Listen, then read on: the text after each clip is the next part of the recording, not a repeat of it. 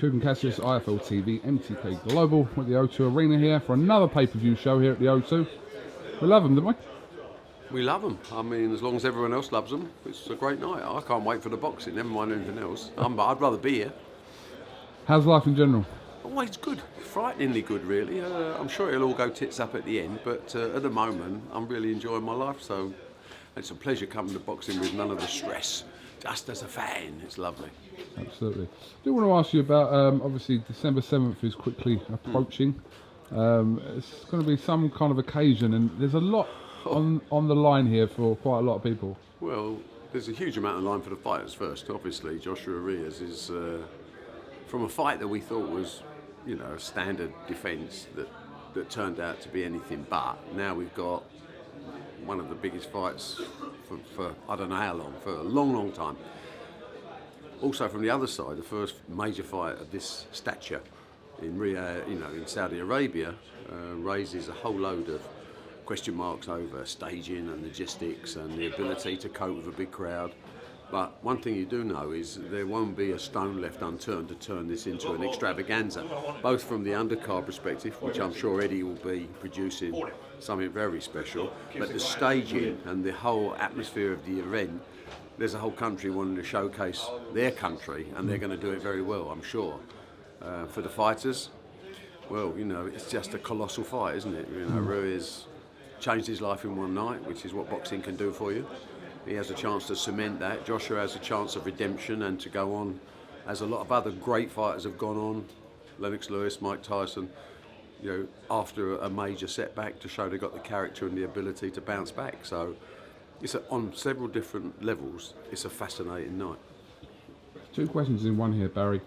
Are you 100% convinced that Joshua will win this rematch? And if things don't go Joshua's way, what does he do? Well, I'm not 100% convinced because I was 100% convinced last time, and I got it wrong. And I knew that Ruiz could fight. And I've seen enough of him. I know enough about him to say I knew he was going to be better than he looked.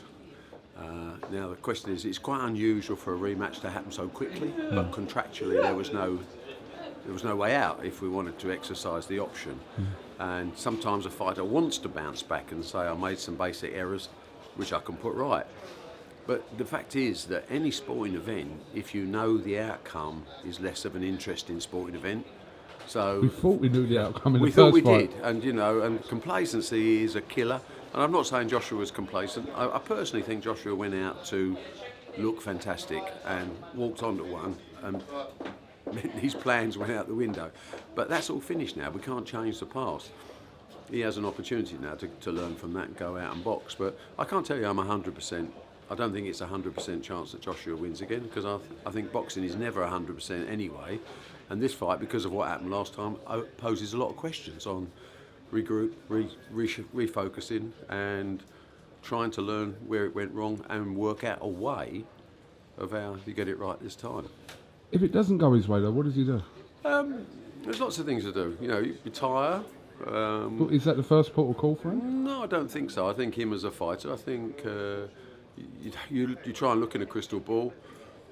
If it didn't go well for him, sensible long break and come back in a massive fight, because Joshua is massive and commercially he's a huge draw. Him against Fury or Wilder would still be a massive, massive fight. Him against almost anyone after a return, after a decent absence. I think the more interesting one is, what does he do when he wins? You know, because that opens the whole can of worms. Now, all of a sudden, you've got some new friends, some new territories. We've had half the Middle East say, why didn't we get the chance to bid for this fight? Yeah. So there's an awful lot of opportunities for him. I think there is. The question would only come. The answer can only really come from Joshua. What happens if? And it's certainly not a question to be asked now. I think my gut feeling is that he would want to box on after a break and learn, because still a very relatively short professional career in the bigger picture, just 22 fights or whatever, so there's time.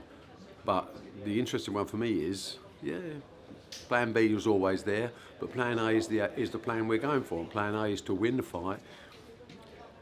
win the fight almost as a shutout, win the fight, because I think technically he has the ability to do exactly that, and maybe not the quick finish that he was looking for to look so explosive on the wake of Deontay Wilder's big win against Brazil. I think he was first time in New York, got to look great, see the man down, finish the job, walk onto one, end of story. Sort of potted history of the fight. Now he's got a chance to refocus, regroup, do the job properly. And doing the job properly against a Mexican, tough guy, and a good fighter like Andy Ruiz is, means you've got to beat him up over a period of time and finish him at the appropriate time. Sounds easy from where we sit, but should he do that, of course he comes out as an even bigger sports personality than he was pre the first Ruiz fight.